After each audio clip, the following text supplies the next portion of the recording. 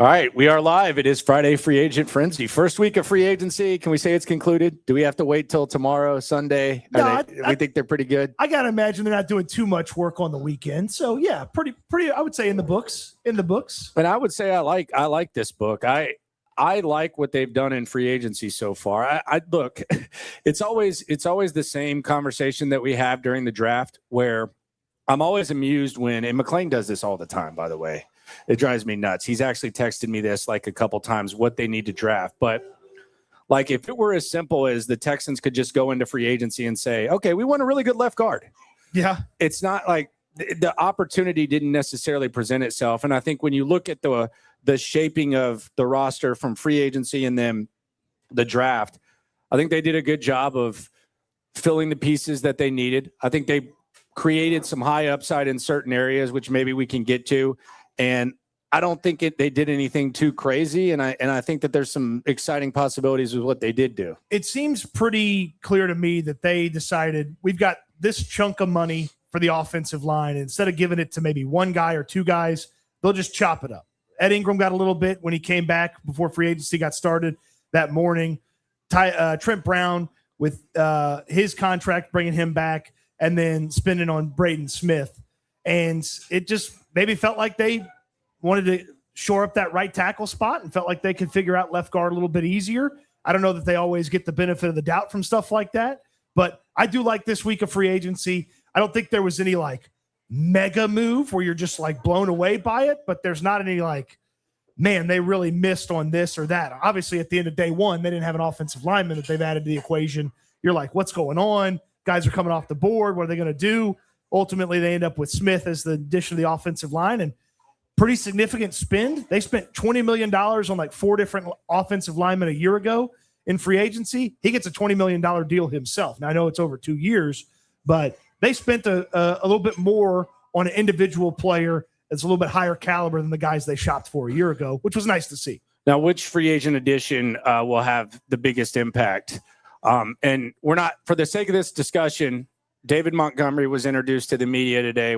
That's trade. We're not considering that free agency. Right. So David Montgomery, we won't mention. But who do you think has the biggest impact? I think it's probably between 2 guys. Okay. I think it's between Blankenship and Braden Smith. Okay. I would say those would be the 2 guys that I would look at and say they have the biggest impact. Is there anyone else even in the discussion? I think it's absolutely between those 2. And I think tackle from Indianapolis, by the way. Yeah. And safety from Philly. And I think it is Reed Blankenship, their new safety, because of opportunity and what he can do and how he can affect things and just rounding out that defense. Not that it needed to get any better to be satisfactory over on defense, but he's going to play a lot. They're going to put him on the field a lot. They're going to ask him to do a very particular set of skills that they wanted other safeties to do last year, and MJ Stewart's injury prevented him from doing it. CJ Gardner-Johnson didn't want to do it, so he's out of here. Have fun in Buffalo with that. And I just like the ability and the opportunity that Blankenship has. Smith, yes, but it's not like Smith's going to be out on an island and just locking down that side of the offensive line. His impact's going to be with the rushing attack, and then hopefully not a big negative on the pass blocking. I think Braden Smith, I think there's two things that kind of cross my mind when it comes to signing Braden Smith, the right tackle for the Colts. And this is not going to sound good when I initially say it, but just hear me out on it. Oh boy. I think it's kind of a mix of like the Cam Robinson signing last year and Titus Howard's role last year, potentially. And I'm not sitting here saying that he's going to be a disaster like Cam Robinson, but Cam Robinson didn't prevent them from still drafting a left tackle. Correct. So I think Braden Smith could end up being good. He could be someone that they imagine starting, but they're not going to like see if they're in love with some tackle in the draft. Braden Smith is not going to prevent you from doing that. And if let's say they find a right tackle that they just think is the youngest, most awesome guy, then Braden Smith could very well not be part of their plans. I could also see him in a role where Braden Smith is your starting right tackle. Like in emergency situations, you can move guys around, and maybe there's that type of role. So that's all I'm saying. I'm not saying that he's like a disaster like Cam Robinson. I think he has a better track record. than Cam Robinson did. But I don't think he stops you from not drafting a tackle. I don't think it's a pressing need, but I don't think he stops you. I can't believe you put Cam Robinson on him. That hurts my feelings. That hurts Braden Smith's feelings. I knew it would. I think, look, there's only one player they added in free agency that should move all the way down the potential draft pick at that position or eliminate drafting somebody at that position, and that's safety. Blankenship's addition, you don't need to go out there and think about a safety in the first 4 or 5 rounds. You want to take a 7th round swing at somebody, be my guest. But Smith did not eliminate the chance for you to go and add to the tackle spot, not by any means. He's got durability issues the past 3 years. Trent Brown's got durability issues. You may very well need a 3rd tackle to be able to play. And if it's a young guy that eventually is taken over, it's a pretty good spot to be in. So, yeah, I definitely still have tackle as something that I'd want them to draft or at least think about. And certainly if the right player ended up 28-38, which is where they are with those first 2 selections they have, take a swing at right tackle. Well, and I think Blankenship, the one thing that he provides is, and it's kind of crazy, but the Texans really haven't had good top-to-bottom safety play in the entire 3 years with D'Amico Ryans. They have it. There's been shaky. There have been guys who've had good years, and then there's been like shaky situations. Like year 1, Jalen Petrie got benched. Yep. Like that was the beginning of the end for Jalen Petrie as a normal traditional safety, and they found a hell of a role for him. Yes, which we very much like. But as far as being a traditional safety, didn't work out. Year 2, you had Jimmy Ward get hurt. And it was just kind of up and down. And then in year 3, you had the failed C.J. Gardner-Johnson experiment. And then you had Jimmy Ward not be able to play all season. You had Jalen Reed getting hurt multiple times. And you had M.J. Stewart play well and then get hurt. Yep. So as good as this defense is, I think it's just common sense to say they're going to have the best safety play that they've had. And it's kind of scary because Kalen Bullock is far from a finished product. Like Kalen Bullock is a Pro Bowl caliber player that's already developing. Scary in a good way? Yeah. Yeah, that's what it's like it's scary that the best defense in the league last year, when you look at what they had at safety, and the other part about it is they clearly value safety because D'Amico Ryans gave Jimmy Ward that extension, which a lot of people kind of rolled their eyes at. Everybody rolled their eyes at. But he gave him that extension because he knew the value, and then they brought in C.J. Gardner-Johnson and they gave him a new contract. So it's something that a guy who's one of the most respected defensive minds in the league respects and has tried to make happen. And despite not being able to make it happen, they've had one of the best defenses in the league. Now you put Blankenship in there. It's a completely different level and a completely different element of something that this defense has never had. Now, some people say, what about the offense? I don't know. but the rich has gotten richer with Blankenship. Well, I mean, we knew there were going to be a couple of pieces added on defense and free agency. D'Amico Ryans can't help himself. To your point about the safety spot, Blankenship, past 3 seasons, 15 games, 16 games. So there's some durability there. You don't have to worry about soft tissue this, or is he missing time that. Hopefully you can put him out there with Bullock. And another element too, with the commitment to Blankenship, next 2 years, Will Anderson, Daniil Hunter, Derek Stingley, Kamari Lassiter, Jalen Petrie, Reed Blankenship, Kalen Bullock, all under contract for the next 2 seasons. So that defense is in a good spot in 2026. It should remain in a good spot in 2027, barring any of those guys falling off, which I don't think anybody's really close to the fall-off level. I guess maybe you could be worried about Daniil if you wanted to. And then I will also think that at some point they're going to have one of these linebackers locked up for a few seasons too. Yeah, or they go young and find someone in the draft, which we'll get to in a sec. We're actually going to do S&L Mock Draft 1.0. I know you love that. We're live at Spanky's Sharpstown for Friday Free Agent Is everybody Frenzy. having fun at Spanky's today? There you go, McFoley. Thanks. So which free agent, like if you could pick someone to just be excellent, is there a specific free agent that you would pick and say, in this imaginary world, if this guy's excellent, it has the biggest impact on the team? I mean, Braden Smith. Yeah, right? It's going to be Braden Smith, because if he's excellent, 2023, he was that was probably one of his best seasons. He had a knee injury and a hip injury that ended his season. But he was awesome in 2023. Some of the best football that he played in his career. And when you look at excellent seasons from Braden Smith and you read about him and you hear about Indianapolis, he was one of the best run blocking tackles in football when he was playing his best football. Now, if you add that to a team that couldn't run the football last year and you get some progression from Ed Ingram, all of a sudden that right side of the offensive line can actually run the ball a little bit when you want to go that way. And they're a little bit better football team because they have to run the ball better. They were awful at running the football. They have to run the football better. Yeah, they have to, and that's kind of a strength. And I like that they got someone who's a good run blocker. It feels like a lot of the offensive linemen like the issues. It's like, oh, this guy's a good pass blocker. Well, you might need some run blocking every once in a while. So that's like Laramie Tunsil. Even when Laramie Tunsil, yeah, he's a good pass blocker. It's elite. The run blocking, yeah, they need to be able to run the ball. Yeah, and we'll get to Montgomery in a sec. Biggest takeaways from what he said, but how did the free agency impact or eliminate any position you want to draft? Yeah, I just don't draft a safety. I mean, Reed Blankenship and Jalen Reed in his second year and MJ Stewart as a veteran that you trust. Don't draft a safety.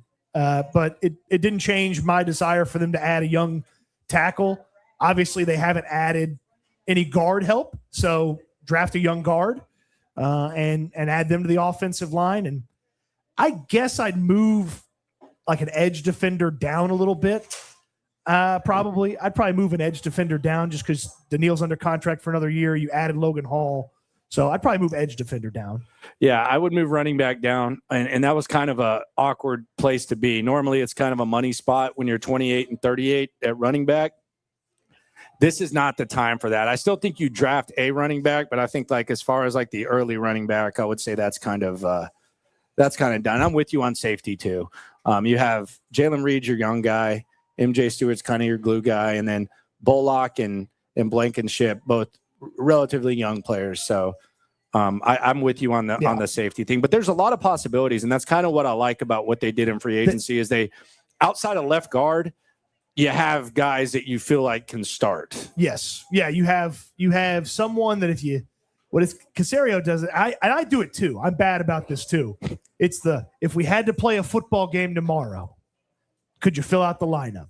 Yes, they could. Absolutely, they could. Jared Patterson would be your left guard, though. You don't want that. Correct. Yeah, you there's obviously room for improvement in what you do have, and heck, you'd almost hope that a rookie can lock up that left guard spot and add some significant two deep depth with some of the additions that you'd have. But yeah, if they had to play a game tomorrow, they could fill out a lineup, as Caserio likes to use sometimes. So there's a lot of people upset with the offensive line approach. How would you grade it? Like, is there anything that you look to and say, man, they really should have done this? Okay, let me ask you this. Because do we grade this like a correct answer or incorrect answer type thing? Or do we grade this like kind of like math homework where it's like, hey, kind of show your work? Because if you want to give them like the show your work credit, they did check in on. God, I hated that. Elton Jenkins. Hard to cheat in math, man. Oh, yeah. Now, I would do fake work. I would have the answers, and then I would do like fake, just fake work. I just put sine, cosine. I knew tangent. someone who had Mr. Patterson first period, and I had him final period, and but I was actually smart cheating.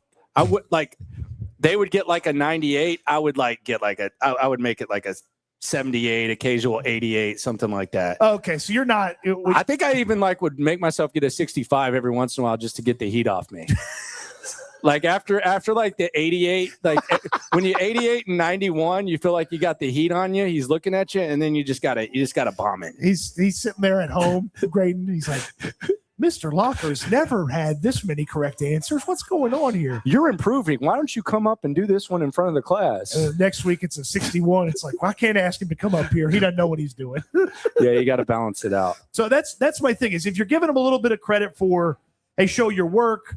They were in on some of these guards, if you believe some of the reports, checked in on Elton Jenkins, who the Packers cut, and ultimately Jenkins went to the Browns. But the results are good, too, because I like Smith. I don't love the addition, but I like the addition.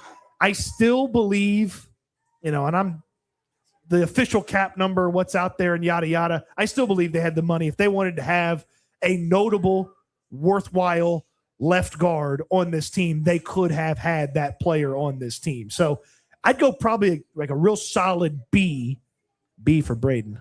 No, I'm kidding. I go with a real solid B. And if you're going to give them the show their work credit, then maybe it goes up to a B+, but it's a B for me. I think there's opportunity for guard, though, in the draft, too. I like a lot of these guards in the draft. Yeah, there's a lot of opportunity there. There's a lot of, and, funny for me to be talking about this, and they haven't done it before. There's a lot of tackles in this draft that probably should play guard from the beginning. And I know that's been a touchy subject for people this week, myself included. But if you want to move some of these big bodies inside, there's opportunity at guard throughout the first 3 rounds if they want to go try to find a starter. Yeah, I like the opportunity. It feels like Pregnon's like the number 1 guy. Also, Emmanuel Pregnon, the guard from Oregon. Yeah, by way of USC and Wyoming, 3 college guy. Played with Woody Marks and Bullock and Jalen Smith at USC. A lot of people don't even know that he was at SC before Oregon. David Montgomery introduced today. We were both in the Zoom, the 11 o'clock Zoom. What stuck out? What stuck out the most from the David Montgomery Zoom? From David Montgomery or from Alpha Aaron messing up in the middle of the Zoom? Oh, man. The Alpha was playing his own video while Montgomery was answering his question. First, they called on him. The Alpha wasn't ready. Yep. And then Montgomery's talking, and you hear Aaron Wilson. I think he's trying to record on his phone, but he's playing his own video over him. And then he interrupts him and doesn't even let him finish the question and ask the next one. Yeah. That was Alpha. But I thought that was a big Alpha power move. I actually support it. That's Alpha Aaron to a T right there. That was a power move by he. I liked Montgomery. Like, I thought there was a lot of I thought there was a lot of like, hey, I'm going to prove to you I can do a little bit more than people think I am, which I think every player eventually says that. But he didn't make any promises. I'm more of a show it guy than tell you what I'm going to do. And it didn't seem like they've had some sort of like grand, like sit down, this is what we need you to do for this team conversation with him. Cause he didn't really, it's like, yeah, I talked to Nick Haley. He asked about my family. It's like, oh, okay. All right. So y'all didn't talk about like, system and this and that. There's time for all of that. So I liked his energy, and he seemed to be pretty excited to come to Houston. And he confirmed the conversation about, hey, like if I get out of Detroit, I want to go somewhere. This is my list of places. He said Houston was one of them. And he had a lot of nice words to say about the team. So he seemed pretty excited to be here. I mean, I'm sure he'll be even more excited when they adjust the contract to give him a couple extra bucks. He said that he's not just a power back. And I mean, he basically said about what you would expect from someone that's in a new place. I wish he would have gone a little bit more into that. Like, he said he's going to prove that he's not just a power back. He is an underrated receiving back. I will say that. But what does that matter? They don't even use Woody Marks in the receiving game right now. So I don't know that I can really trust that. Yeah, wait, maybe Kaylee's going to figure it out. Maybe. I mean, it would be nice. But yeah, he is an underrated receiving back. He's capable of 7th most receiving yards by a running back since he got in the league. That's good. So, and that's a guy who was with the last few years one of the best receiving backs in the league. So yeah, that's kind of taken away from it. So yeah, I think I think he's a critical piece. How critical is kind of a question because you do have Woody Marks still. So it's not going to be Gibbs and Montgomery. You wonder what the mix will be and what Woody Marks will look like, but they've got to be able to run the ball, and they've got to be able to have. They really just got to be able to have 4 running backs that are capable of running. Like you can't do what they did last year and have half of your running back room on opening day be guys who are special teamers that you can't depend on, like right. Damian Pierce and Dare Gumbawale. You can't do that. You have Jawar Jordan. British Brooks is a fullback. He's basically just a special teams guy, really, really good special teams guy. And I think he kind of fills the Dare Gumbawale role of like being primary on special teams. But you just got to have guys that are ready to go that aren't just special teamers at that position. Good Montgomery this year should make Woody Marks even better than what he was last year. Because if Montgomery's good, maybe you use Woody a little bit less. Maybe he's not limping off every game like he did every game, every week it seemed. And I like the skill set overlap because Woody's a little bit better between the tackles than most people would believe. But you should throw him the football. And Montgomery's good between the tackles, but he's probably a little bit better from a receiving standpoint, and you should throw him the football. So it's not like they have, this is the only guy that can do this. So you're not doing the whole tip in your hand when this guy's in or that guy's in. But good Montgomery should make even better production opportunities for Woody Marks. That's the big thing. Stay on the field, be available, and then make Woody better because you're not using Woody as much. So if you were a fly on the wall, like what would you think that the conversation would be with David Montgomery? Like, we want you to carry the majority of the workload. We want this to be an even split. Like, I would think they probably want him to take a little bigger chunk of the pie. I think it's 60-40, 65-35. I think 65-35 was what I was thinking. That was kind of the split I was thinking. Maybe not quite 70-30, but 65-35 I think that would be a good approach until one guy proves that he needs more or one guy proves that he can't handle the load that he's been given. So I've laid this out. I have like realistic expectations for David Montgomery to where this is a successful signing. Okay. And he just has to be between this line, I think. And these are low. I think these are low expectations. I think they're very fair. Okay. So I don't think he's Joe Mixon. I think that's fair to say. I don't think he's like 2024 Joe Mixon. That was incredible. If he is, then my God, they hit it out the park once again, and it was worth the price. But I think if he can be somewhere between 2023 Devin Singletary and 2024 Joe Mixon, I think you did a good job.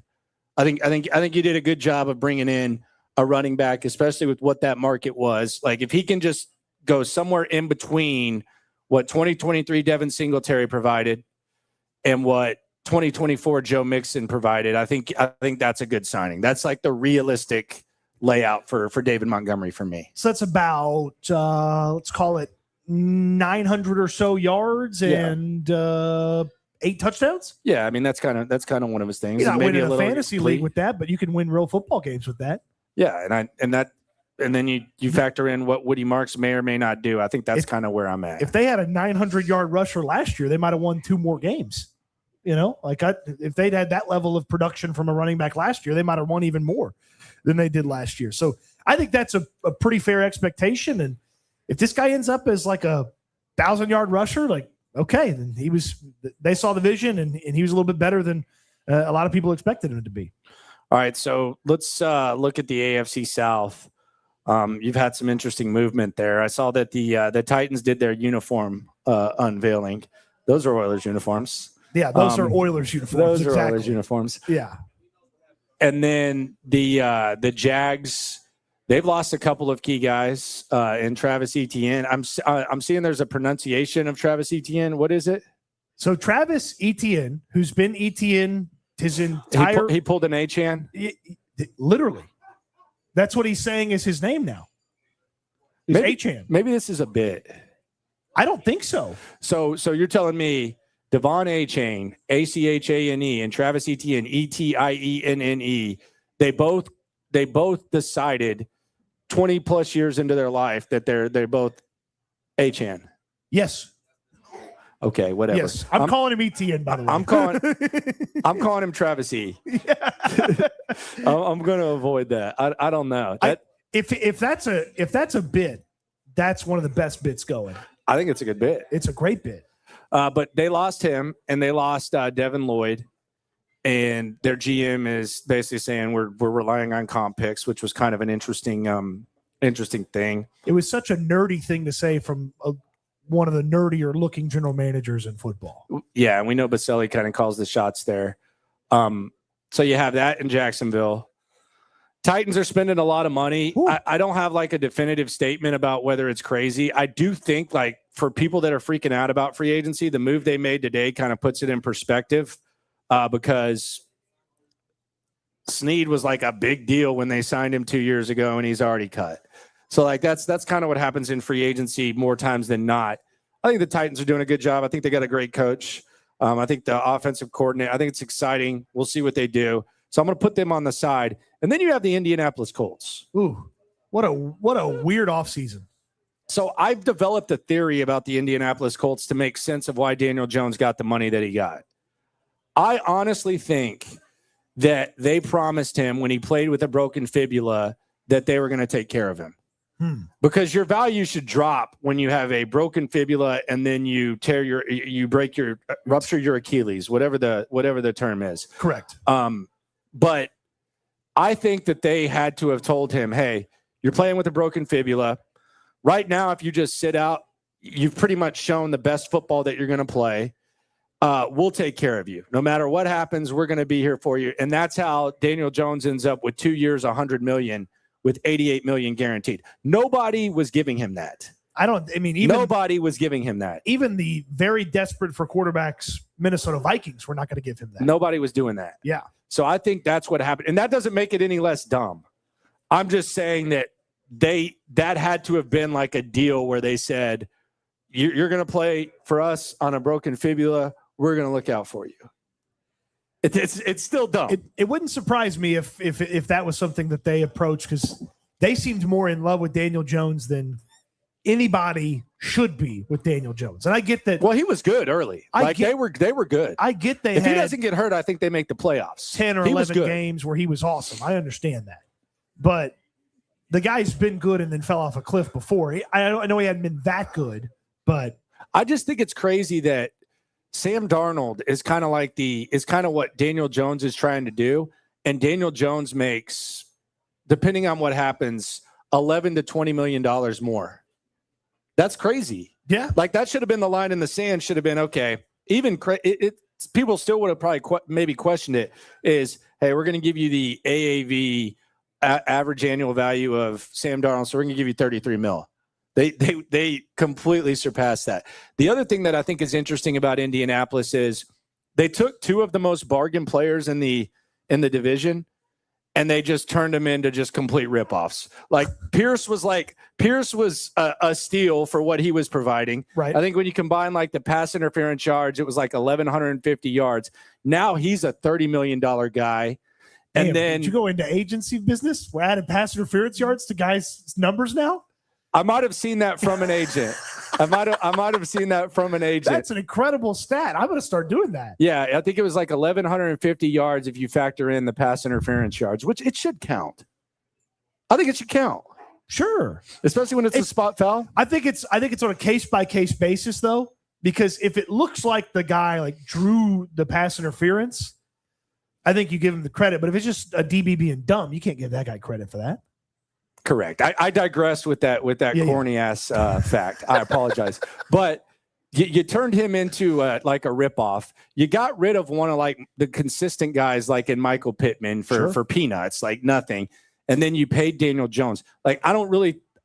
Indianapolis, to me, they're just there at this point. I think a lot less of Indianapolis. They're just there. A lot less than how I thought of them as they kind of proved that they were in the hunt with a healthy Jones. I think a lot less of them compared to that middle of the season team that they had last year. Just the exits they've had and the money they've spent and how it's kind of locked them into they're nothing where they are. They're just there. They're definitely not. To me, they're the least intriguing team in the division. They might end up being okay because they have Jonathan Taylor and I like Shane Steichen and stuff. But when you're paying Daniel Jones $50 million, when $80 million of your cap is to Alec Pierce and Daniel Jones, you're not going to be that good. You're playing a very bad game of Madden. Yeah, it's not great. Yeah. So Indianapolis, you just kind of shoot them to the side. I still have a lot of respect for Jacksonville. I do wonder how they replace those guys, but I still have a lot of respect for Jacksonville. They're very good. Trevor Lawrence appears to be getting better. I like their coach. I like their coach. Their defense was solid. I have respect for what they do. I also think that Brian Thomas Jr., the stock was a little bit too high last year. I feel like he's getting slept on at this point. We're getting a market correction here. I'm done in the penny stock business after Christian Harris, but it does feel like Brian Thomas Jr. is kind of getting slept on. But I think Jacksonville's good. I think they're good as well. Yeah, I think they're very good. And then Tennessee, we don't know. Tennessee, I think I just would very comfortably say they're going to be a better football team than the team they were last year. And by the way, the team they were last year for 7 quarters played the Texans pretty close. And I think they're a better football team than they were last year, just from a roster standpoint, coaching standpoint, all that. So they're a better football team in the AFC South. So a little bit more difficult than it was walking into 2025. All right. On the chat here live at Spanky Sharpstown, Dominic says, with the 28th pick in the draft, the Houston Texans select Cody Stutes, offensive guard, Iowa State. Come on now. That's a bust. Don't draft me. And it's Texas Tech, obviously. Come on. Persianator 84 says, I want the Texans to sign. You can read this guy. You probably know who he is. Lloyd Cushenberry, the former Titans center. Yeah. And move him to guard. I want an offensive guard, and he wants Cushenberry to be that guy. Lloyd Cushenberry was a cut center from one of the worst offensive lines in football. I think there's a shoulder thing there too. If you want a guard, get a guard. That's kind of been my whole conversation all week. There's people that play the position. If you want to just have someone play left guard, sign someone that played left guard. Don't try to move guys and change positions. And I like Cole Popovich, but let's just sign people that play the position. All right, this is always dangerous when people say this because it's funny when you take like the worst players and you say trade them. Okay. It's like trade Dameon Pierce for a second. It's like, I don't know if that's going to work. Ashton Cook says, hear me out. Trade Fisher. Okay. Someone will take him. Use that late 6th or 7th to draft his Now, this is realistic. To draft his developmental replacement, I guarantee he will be better. Do you think if in this draft, if someone told you, hey, take a tackle in the 6th, that he could be as good as or better than Blake Fisher? If you just had a list and you just had to pick one, you think? Sure. I've seen the story with Blake Fisher. I've seen what plays out. I've seen what happens, and it does not end with a good football player. So I think my thing is, and I said this with Kenyon Green, go find another team's defensive Blake Fisher, give them Blake Fisher, take their defensive Blake Fisher, and hopefully DeMeco Ryans and company coaches that guy up. And just try that. That's what I would say.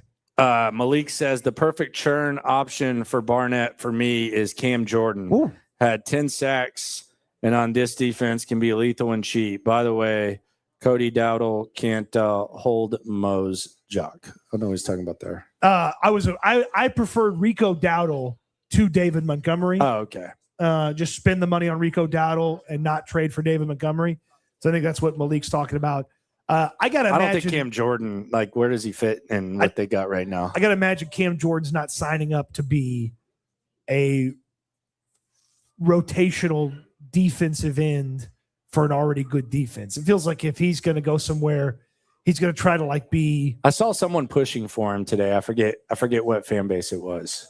I just feel like he would be like a kind of like a Calais Campbell, where it's like, man, this team really doesn't have very many good defensive ends. Let's get Cam Jordan in here, and then like for a year or two, he's like really good for them as like a cheap veteran that's had some success. I don't know that he wants to sign up to be just kind of a clear role player. Crazy Texan 6372 says, I would like to see O-line and D-line with the first 2 picks.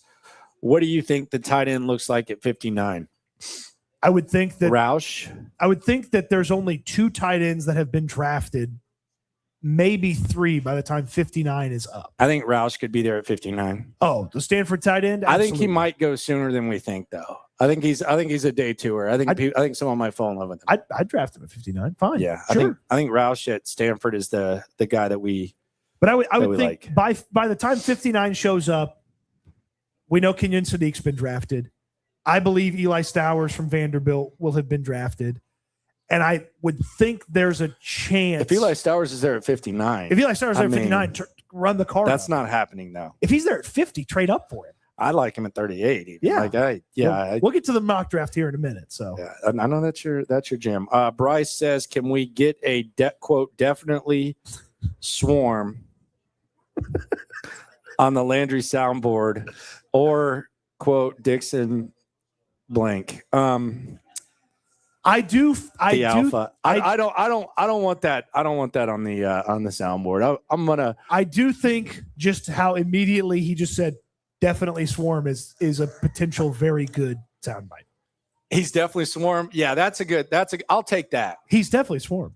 Yeah, I'll take that. I'll take that from the Alpha, but I won't. The other one I'll just because as I said earlier this week, I'll be putting players in the definitely swarm category over the course of as we talk about the draft. So, all right, you got to get on that soundbite thing. I'll get it. Don't worry. We'll have it next week on S&L. That'll be great. WDKS says Montgomery will be the equivalent to Corey Dillon. Which version? Which one? Corey The Dillon one had in Cincinnati, the one in New England, because in New England he was good. Corey Dillon had like 3 football lives. Yeah. You know? Corey Dillon was an underrated back.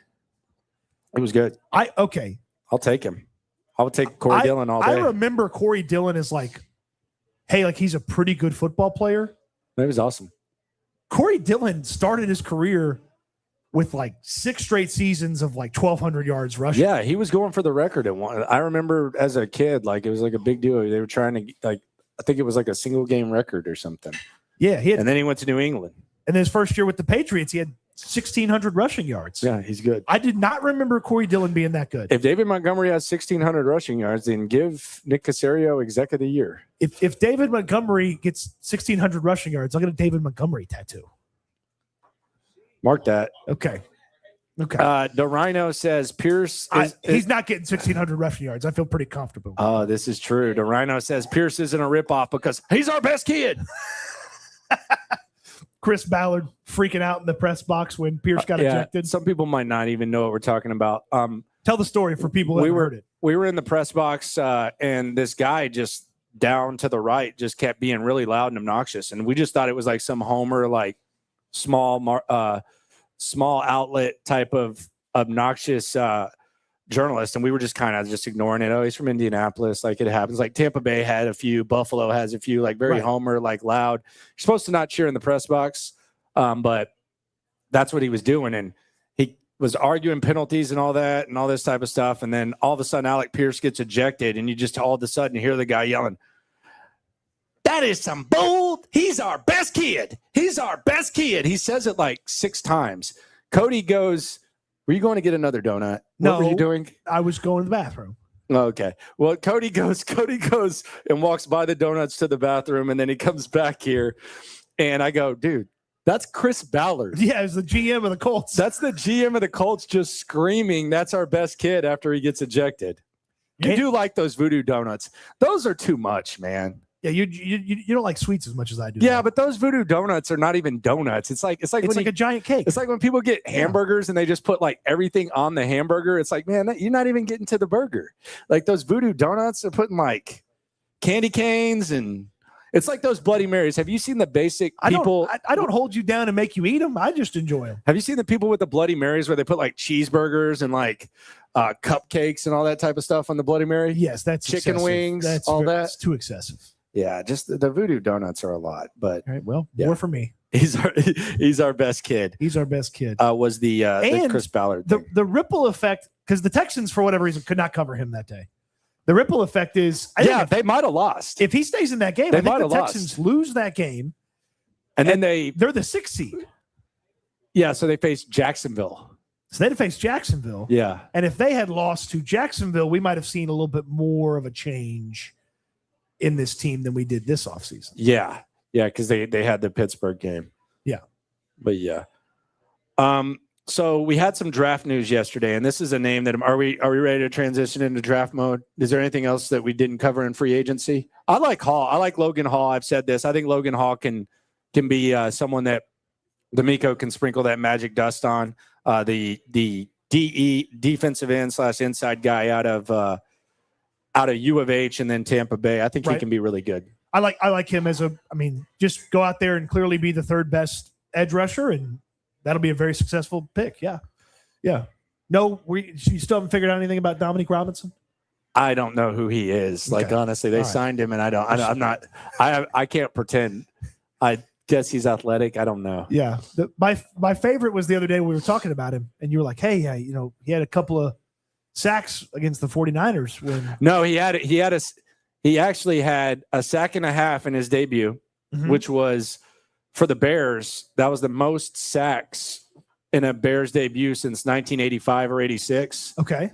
And it happened to be against D'Amico Ryans and the 49ers. Okay. And he only ended up having 3.5 sacks in 4 years after that. Right. Yeah. Total. So D'Amico Ryans was on the opposing sidelines, and he saw this guy have 1.5 sacks in his first game. And maybe it just kind of stuck with him. And he was like, if I ever get a chance to coach that kid one day, I'm going to do it. I don't know. That's all I got. It's a good stat, though. It's a good little bit of information about Dominic. And he wears a Guardian cap. He does wear the Guardian cap. Yep. which means that there will be 2 Texans with the Guardian cap. So you'll have Petrie and him, assuming he makes the team. Assuming he makes the team. I would not rule out Nico rocking the Guardian cap next year. Interesting. Yeah, I think I would like if you told me to like make a little bet on that, I definitely think had the Texans won that game in New England and gone to Denver, I think Nico 100% rocks the Guardian cap in that game. Against Denver? 100%. Okay. I don't know if he rocks the Guardian cap next year with the time off, but he had 2 concussions last season. So I think we might see Nico in the Guardian cap. Okay. Can he pull it though? Because Petrie pulls it and it looks appropriate. Like, I don't know if Nico is going to look good in it. I think Nico will look strange in game gear in the Guardian cap because like they all wear it in training camp. But so nobody really stands out because everybody wears it. But yeah, he'll look strange with the Guardian cap. But if it keeps him on the field, so be it. Yeah, I think it's possible. I don't know if it will happen, but I do think it's possible. I would encourage like a clown if it'd make me a better broadcaster. I mean, if it were D'Amico, if it were up to D'Amico or Caserio, I would definitely encourage, hey, Nico, let's rock the Guardian. Sure. I encourage everyone. I thought CJ should have rocked the Guardian, honestly, after the concussion. He was scared to run. Well, and it also gives you sympathy. Like CJ Stroud no one needs sympathy right now more than CJ Stroud. Have you seen these memes, man? Everybody's so mean to him on the internet right now. He's getting roasted. Still, it hadn't died down yet. He needs to put the Guardian cap on and get some sympathy. It's guaranteed sympathy. It's good for your brand. You're the only quarterback rocking the Guardian cap. It's guaranteed sympathy. Like Jalen Petrie's not going to get sympathy because he's the one doing the hitting. And CJ always looks so sad too. Like you always see him on the sidelines like this, and then when he picks up his helmet, you're like, this guy's dramatic. Just imagine him being sad, and then he puts on his helmet. It's a Guardian cap. You're gonna feel sorry for him. I should be his manager. D'Amico needs to get CJ in the Guardian cap. I liked your wide receiver should claim pass interference yardage. That's good marketing. CJ wearing the Guardian cap. That's not good for marketing. Might be good for the football player. That's not good for marketing. He needs to be the face of it, man. He needs to be the face of the QB Guardian cap. CJ Stroud here for Guardian caps. Yep, 100%. 100%. So we had some draft news yesterday. And it was a guy who we thought would not be available, but now we get word that a guy who's in the top 98th percentile of every physical measurement there is, Caleb Banks out of Florida. Defensive tackle. He had a broken foot at the combine. Yes. And now there's talk that he might slide. How far does he slide? And is that something that you would be willing to do to kind of pick a guy with a broken foot? So I think there's some necessary context here. Okay. Banks missed most of last season. Back, right? No, with a foot injury. He missed most of last season at Florida with a foot injury and went to the Senior Bowl, was awesome at the Senior Bowl, was healthy and went to the Senior Bowl, awesome at the Senior Bowl, and then came to the combine. They measure him, and he's in like the 98th percentile of everything. Height, weight, and everything. Arm length, all this like wingspan. It's like a creative player. Almost. Wingspan, 99th percentile. Yeah, so all that great stuff. And then he does his workout at the combine, and he doesn't finish the workout. And the report at the time in Indianapolis was, he had a cleat issue. He had an issue with his cleats. That's why he's not finishing his workout. Yesterday, Dane Brugler, who works for The Athletic for the draft. The best guy. And he says Banks suffered a broken foot at the combine. Like, okay, well, that makes sense. That's why he didn't finish his workout. He broke his foot in the middle of the workout. No, he broke his foot the night before he went out there and did the on-field testing. And then went out there and was one of the freakiest athletes on the field with a broken foot, which was, I think he's even more impressive than him. Like I think that helps him more than it's like, he's going to fall. Like, no, he went out there and did all this great athletic testing and he did it with a broken foot. But to answer your question all the way back at the beginning, yes, I draft him with no questions asked at 28. So his height, he's 6'6" and a quarter. That's the 98th percentile. Weight, 327, 89th percentile. Wingspan, 85 3/4, 99th percentile. Arm length, 35, 94th percentile. Hand size, 10'7", 8, 94th percentile. And he also has he was also pretty good. So it's not like he's just like some combine freak. Well, 2 years ago, before his final season at Florida, he was one of those guys that when Kuiper and the McShays and all the draft people did their way too early next year, people expected him to be a top 10 player. And then the injury kept him from being on the field this past season at Florida. Yeah, there's a little bit of long-term injury concern with foot popping up as an issue for someone that massive, someone that big. Yeah, feet kind of got to do a lot of work. Houston hadn't always had the best foot luck when it comes to sports. So, foot luck. Yao had bad feet, and there's lots of bad. You're bringing up Yao. There's lots of bad foot history with sports in this town. Okay. But yeah, I'd still take him at 28 to answer your question. Yeah. I remember 2001. There was a Texas defensive tackle named Sean Rogers. He was a massive human being. Mm-hmm. And he ended up falling to the second round to the Lions because of a foot, same type of thing. And he ended up being a 4-time Pro Bowler, I think 1-time All-Pro. So, okay, there's kind of an opportunity. There's also I don't know how serious this is, but Jeffrey Simmons had a torn ACL when Tennessee took him. Well, and some other things. He was defending his sister, man. There was video of him punching a lady, and people didn't want to hear the context. So that hurt him. In addition to the sister ACL. was getting it was bad, but his sister was just getting badly She was beat up. getting jumped in a parking lot. Yeah. And he stepped in. Yeah, not ideal, but yeah. My point is, he had a torn ACL and he ended up being a good player. Right. Caleb Banks probably not on the same Jeffrey Simmons trajectory, but Caleb Banks, excellent football player. Put him in the middle of the Texans defensive line. Oh goodness, that plus Blankenship. So you're not scared at all. 28. I'd take him at 28. Okay. You've got a little extra draft capital if you want to be a little risky with one of these first 3 or 4 selections. So if you want to be a little risky, yeah, because this will be the first. My favorite fact that it might become a drinking game before the draft happens, but my favorite fact is that they haven't drafted someone in the first round since Will Anderson in 2023, and they've done a good job drafting. They've killed day 2.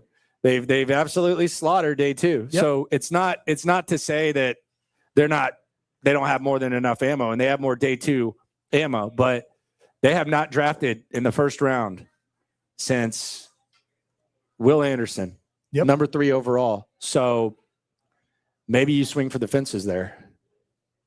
I mean, you don't have to sell me Caleb Banks and a long-term option at defensive tackle, and I'm in. All right. So biggest draft needs before we do mock draft, and we'll discuss the decision-making here. But before we do mock draft 1.0, what are the biggest needs? Left guard, I think we agree. Yeah, not just offensive line, but specifically left guard. I mean, I think it's easier to take a kid coming into the NFL, and if he played right guard, move him to left guard. But if you can get a guy that just played left guard, that'd be my preference. So left guard, certainly. Some youth on the defensive side, probably at linebacker, and maybe a defensive tackle as well. So some youth at linebacker and defensive tackle. Yeah, I think DT. Tight end, you got to get someone young that you feel good about. Yes, that's I'd almost draft 2 tight ends. Yeah, I would. I'd almost draft, especially if one's a blocker, one's a receiver. Yeah, sure. 100%. Sure. Right. So fire up the S&L Mock Draft 1.0. No trades. No trades. No trades. No trades, and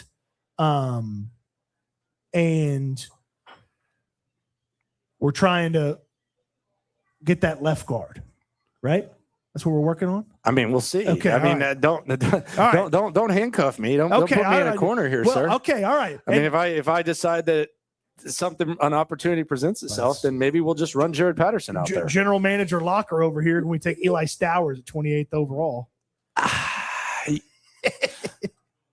Don't threaten me with a good time on that. Okay. It'll definitely get attention. But who knows? We'll customize this the way that we want it to be, just like they do out at Ace, just like Zach does with Ace Outdoor Solutions. Ace Outdoor Solutions, from pergolas to pools to everything in between from the outside of your home. You want a custom outdoor kitchen for your entertaining space? Zach at Ace Outdoor Solutions can do that. No job too big or too small. You want to redesign the whole backyard? He can do that with you. 3D imaging and all that kind of stuff. A hot tub. You just want a new fence. Okay, Zach can do that too. He's a Texans fan just like you. He'll get you a free quote as well. And the greater Houston area is his location. So you might think, I kind of live far away. Now, call Zach. He can get out there and check out your backyard, and you guys can put together an incredible plan for maximizing your space. Maybe it's adding to what you already have or redesigning everything you've got. Ace Outdoor Solutions can do it all. AceOutdoorSolutions.com. The number's in the description down below, and call Zach and talk some ball with him and then talk some backyard with him. I like the TV area that he has on the website where he built basically just like a man cave in the backyard for. You know, it's an underrated aspect of patio covers is putting in ceiling fans and ways to stay cool. It's one thing to have the sun not on you. It's another thing to have a way to move the air around so you stay cool as well. What are the overrated aspects of patio covers? You'd have to talk to Zach about that at Ace Outdoor Solutions. All right, mock draft 1.0. All right, mock draft time. We'll cuss and discuss. This always creates the most backlash. Once you start getting into these mock drafts, you just start getting. Why didn't you pick criticized. this guy? Why didn't you pick that guy? So on and so forth. So right now the Texans have 7 picks in this draft. They have 3 in the top 60. They have 4 in the top 70. And they have 5 in the top 106. Yep. We know Caserio likes to trade. Likes to move around, but we're not trading. We're not allowed. We're not Caserioing. We're not allowed. He's been told you cannot make any trades, Nick. We're picking these players where they are. Okay. All right. So the mock draft machine is rolling. We'll see who's available at 28. That's worth, if some of these names do slip a little bit, maybe Sadiq's gone. You'd have a conversation. Kenyon Sadiq is gone. Okay. Caleb Banks is gone. Sure. Caleb Banks gone. Okay. All right. So Caleb Banks gone. Kenyon Sadiq, the tight end from Oregon, he's gone. CJ Allen, which would be a linebacker that maybe we thought they'd be interested in, he's well gone. Out of Georgia. Monster. And then the top guard in most people's eyes, Venga Ioane, he's off the board. He went to Minnesota. Okay. So the Texans are up 28, and the world is our oyster. We don't have to pick any certain thing, though there are options at tackle with Blake Miller from Clemson. There's options at guard with Emmanuel Pregnon from Oregon. Caleb Lomu, who's another tackle. You just skipped over Cade McDonald out of Ohio State like that. Nick Caserio said one of the 3 keys to winning a Super Bowl is stopping the run. Cade McDonald out of Ohio State, by far and away, the best run stopper. Okay. Cade McDonald out of Ohio State. You're making your pitch there. Played for Matt Patricia. Matt Patricia and Nick Caserio worked together for 20 years. Okay. Is this where I tell you the bad stuff about Cade McDonald? That he's not a good pass rusher. I might rush the passer better than him. That's a lie. Okay. And I don't and he's gonna have some open space with Togiai and Hunter and Will there. But Nick Caserio did not say rushing the passer. He said stopping the run. He did say stopping the run. He did say that. And we know Tommy Togiai can rush the passer. So I think if this was the case, I think we got to look DT and guard. Okay. Here. Can we at least agree to narrow it down to that? Sure. Your options: a defensive tackle at 28 overall, Caden McDonald from Ohio State, Lee Hunter from Texas Tech. Your option at guard at 28, Emmanuel Pregnon from Oregon. I would say just take Pregnon and then hope that one of those DTs is there if you so choose. And you also have Kristen Miller there. I don't know if they like him. I know that when I asked him about Kamari Lassiter at the Combine, he kind of lit up. It's another Georgia player. The lady was talking to him like he killed someone. Like I thought, I was like, did I miss O.J. Simpson trial 2.0 or something like that? Like she asked him 5 straight questions about his off-field stuff. And I was like, man, I got to look up. I must have missed this. And I guess like the Georgia speeding thing like happened. And it was like, she was asking him about speeding. And I was like, okay, like, what did this guy do? Was he one of the guys that was like going 100 in a school zone?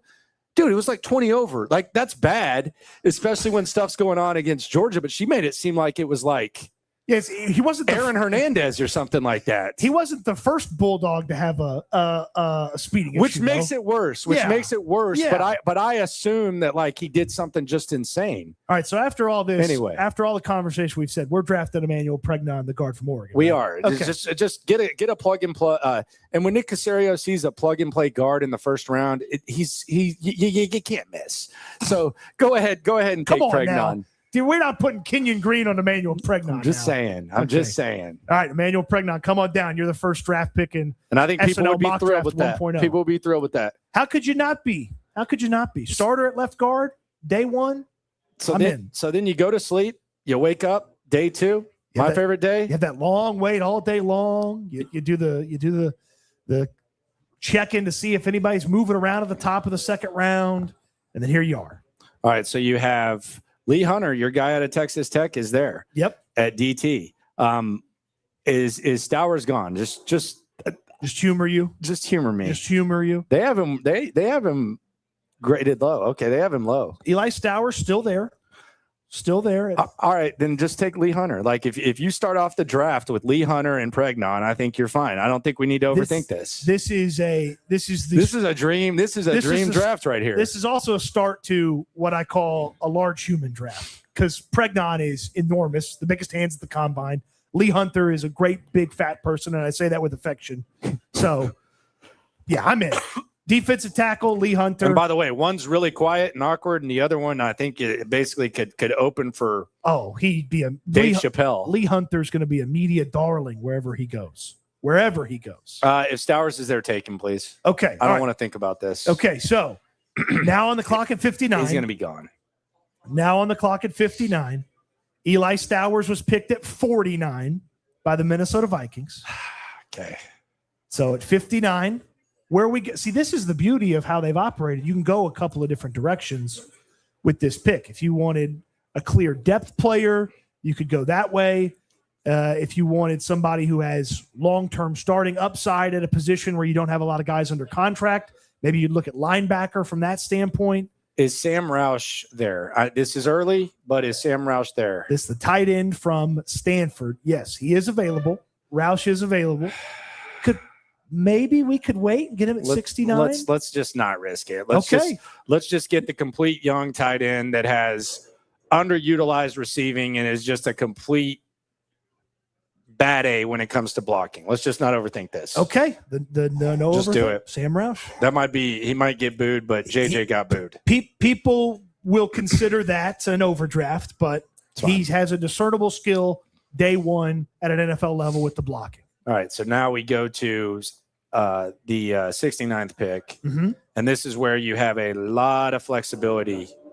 Dominic Orange is a guy that maybe you would have considered, but you've already drafted your D lineman. Yep. Maybe they consider that. And then you got some defensive linemen that could be maybe an edge guy and a safety, but again, we said no safeties. You move it down.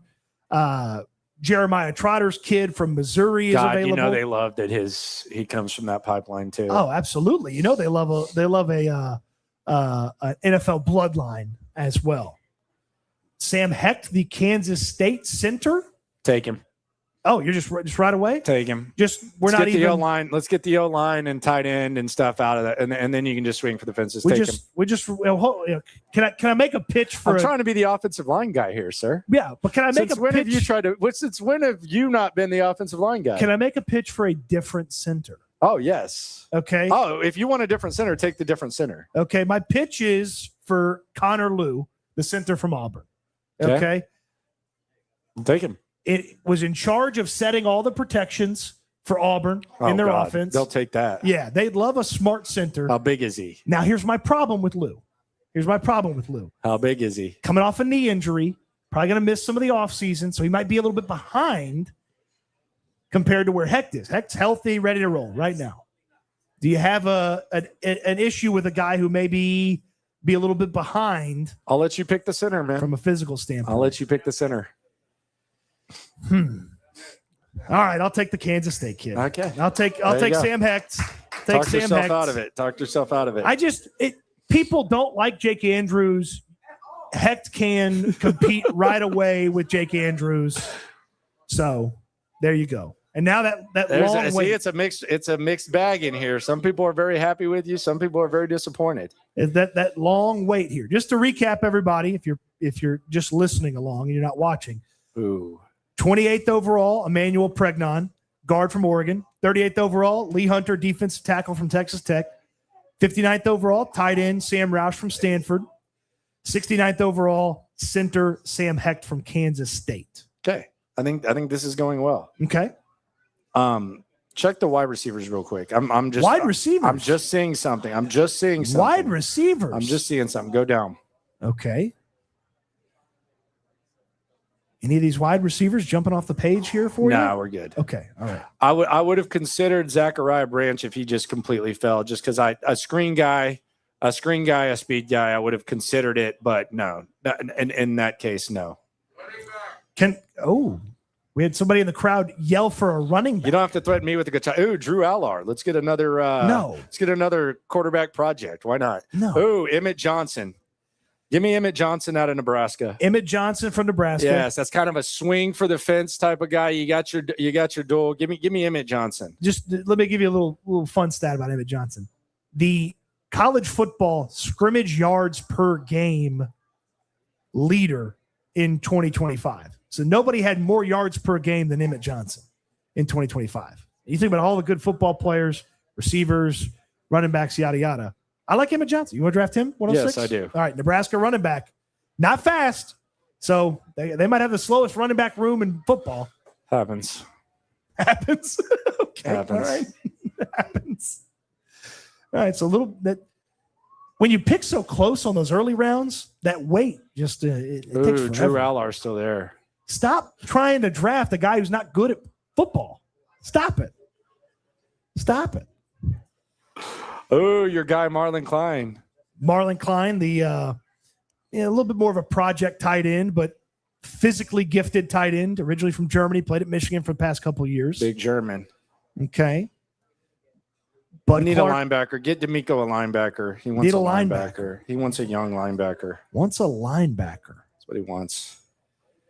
Well, Torian York is really small, but really smart.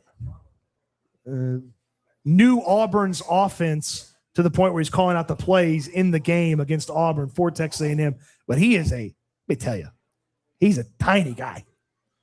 Yeah, I don't think they'd want that. Okay. Aiden Fisher's a leader. Never mind, no linebacker. Okay, no linebacker. See, this is they're not like pot committed to any one position. Already drafted a center, a guard. Yeah, this is kind of the defensive tackle. The point of this exercise is to show that they really don't need a lot. You can do whatever from the remainder of this. I can do whatever? Yeah, do whatever. Okay. All right. Well. Good here. How about an edge rusher for D'Amico? Okay. No, you don't like that? That's what they'll do. They'll be kicking the tires on guys. Yeah. Do we want a project tackle? No. Okay. Don't need another tight end, probably. Not yet. Okay. You want another offensive lineman? Go ahead, take one. I mean, I like it. There's another running back I like. Who? Jaden Ott from Oklahoma. 2 years ago, he was one of the best running backs in college football. But he's at least fast. Emmett Johnson's slow. What happened to Jaden Ott? That was weird. It was weird at Oklahoma. Then you got Max Llewellyn, big, long, formulaic, probably not a high ceiling, but a high floor edge rusher from Iowa. We know they're going to like the Iowa guys because the Iowa head coach's son's the tight ends coach. You're reaching. Just take someone. Okay, we're going to take Torian. I'm going to just take someone. We're going to take Torian York, the linebacker from Texas A&M. Intangibles. D'Amico's going to love that. Intangibles, but not the tallest individual. Yeah, D'Amico's going to love that. So you got 2 picks left. You probably need to swing for a tight end. Okay, so a tight end with a discernible skill. Yeah. At 165. Yeah. And then I think we all know what we're doing at 243. I think we all know what we're doing at 243. Oh, God.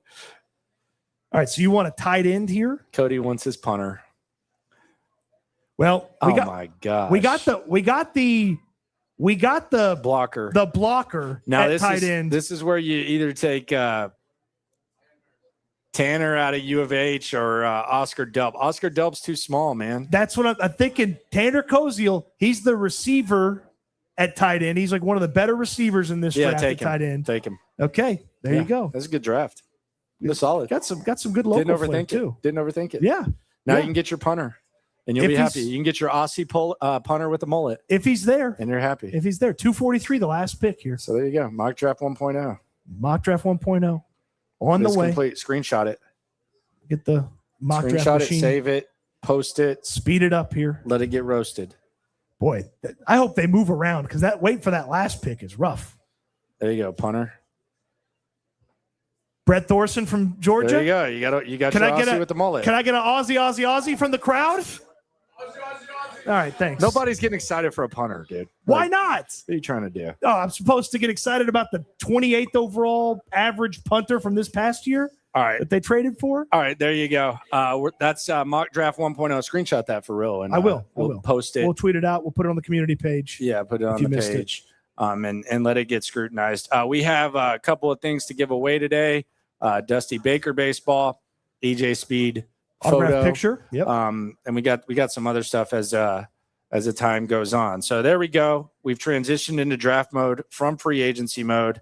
I think we're both somewhat pleased with what the Texans have done in free agency, and we'll see what they do in the draft. On the chat, that Fort Worth guy says Texans draft strategy. Need Spencer Fano to throw a gas mask on draft night. The Laramie Tunsil.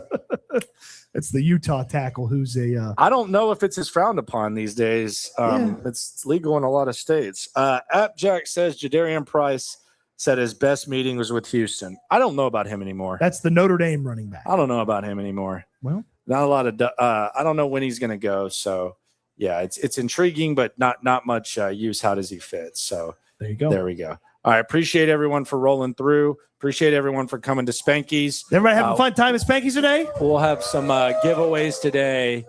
Subscribe, like, ride along. And always remember, when it comes to this Texan stuff, we're all in it together. Eat good, sleep good, be good. We'll talk Texans again soon. Thanks for watching, everybody.